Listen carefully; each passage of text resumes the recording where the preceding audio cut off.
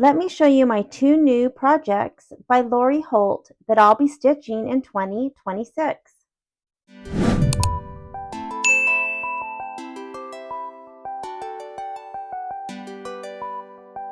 The first project is a cross stitch, and Lori Holt has a quilt pattern that is called the Quilted Snowman, and it looks just like this. It's a huge pieced quilt, just a regular quilt, not machine embroidery. And she also made this into a cross stitch. And so I purchased the cross stitch pattern. I love it and I can't wait to do this. I'll just work this in, throughout all of next year. I'm not a big cross stitcher, meaning I don't do it a lot, but I'm hoping to get this done by 2026 Christmas or December. I love this cute little pine tree, the snowman in his little wagon. It's just a fun cross stitch. I did purchase the pattern and the floss pack for this project, as well as the same cloth that she used, all from the Fat Quarter Shop.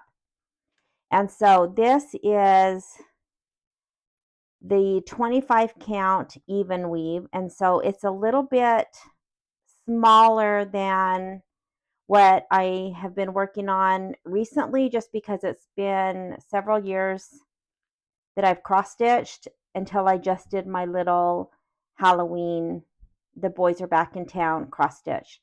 But I decided to go ahead and give it a try on what Lori Holt wrote the pattern for. And I believe that this pattern will be 2 threads over 2 stitches. I didn't print out the whole pattern. I just printed this out to show you. When I cross stitch or crochet, I have a program called Knit Companion that I use for, again, crochet and cross stitch, and that's on my iPad, so I can easily mark things off when I'm stitching out. And so when I start this or get some done, I'll show you how that program works. So that's my first Lori Holt project. Again, all of next year, I'll just work on that randomly.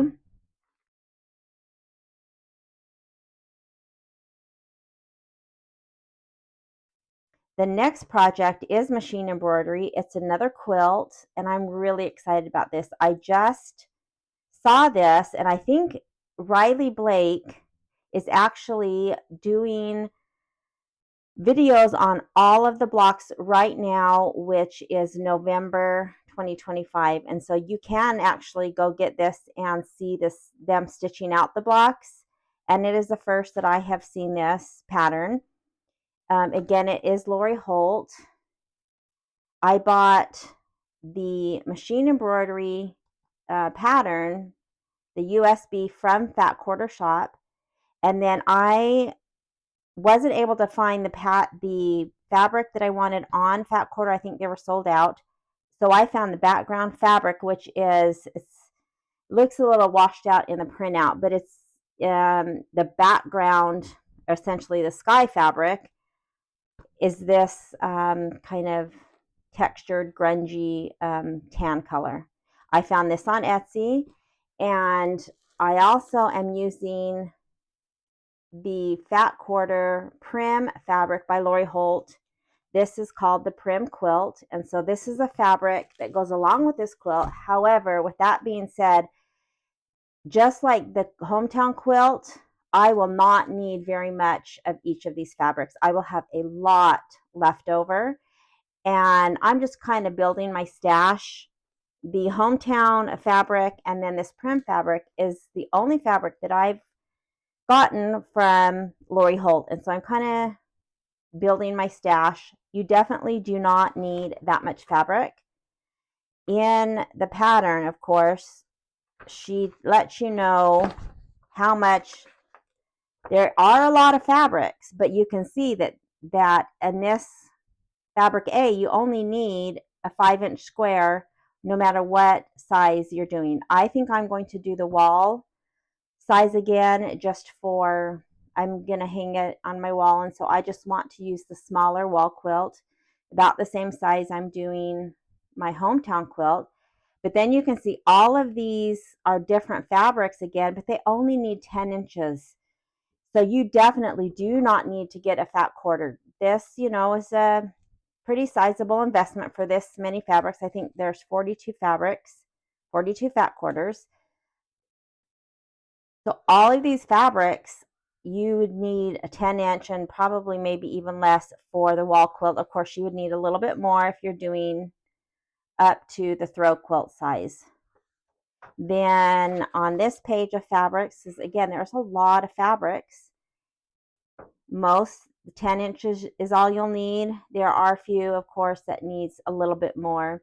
And then the shabby latte, that's this background. So I actually bought, I think I bought 3 or 4 yards. I really liked this, and so I'll again just keep what I don't use.